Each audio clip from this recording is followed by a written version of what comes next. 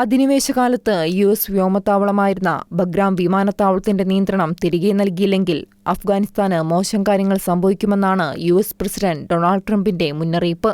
താവളം തിരികെ പിടിക്കാൻ സൈന്യത്തെ അയക്കാനുള്ള സാധ്യതയും ട്രംപ് തള്ളിക്കളഞ്ഞില്ല.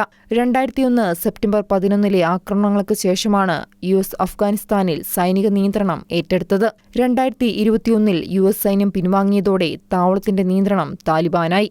US പിന്തുണയുള്ള കാബൂളിലെ സർക്കാരിനെ താലിബാൻ അട്ടിമറിച്ചു.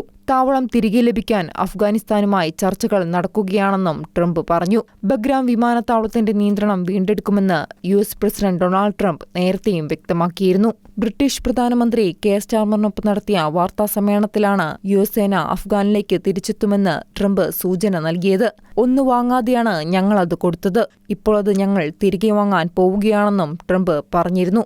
US സാന്നിധ്യം ആവശ്യമില്ലെന്നാണ് അഫ്ഗാൻ വിദേശകാര്യ മന്ത്രാലയത്തിന്റെ പ്രതികരണം. വ്യോമതാവളത്തിന്റെ നിയന്ത്രണം ലഭ്യമായാൽ അഫ്ഗാനിസ്ഥാനും ചൈനയ്ക്കുമിടയിൽ തന്ത്രപ്രധാനമായൊരു സ്ഥലം USന് ലഭിക്കും. ഇതോടെ തൊട്ടടുത്തുള്ള ചൈന, ഇറാൻ എന്നീ രാജ്യങ്ങളെ കാര്യക്ഷമമായി നിരീക്ഷിക്കാനും മേഖലയിലെ സൈനിക നടപടികൾ വേഗത്തിലാക്കാനും USന് കഴിയും. അതേസമയം ട്രംപിന്റെ നീക്കത്തോട് ചൈന എതിർപ്പറിയിച്ചിട്ടുണ്ട്. അഫ്ഗാനിസ്ഥാന്റെ ഭാവി അവിടുത്തെ ജനങ്ങളുടെ കയ്യിലാണെന്ന് ചൈനീസ് വിദേശകാര്യ മന്ത്രാലയം വക്താവ് ലിൻ ജിയാൻ പറഞ്ഞു.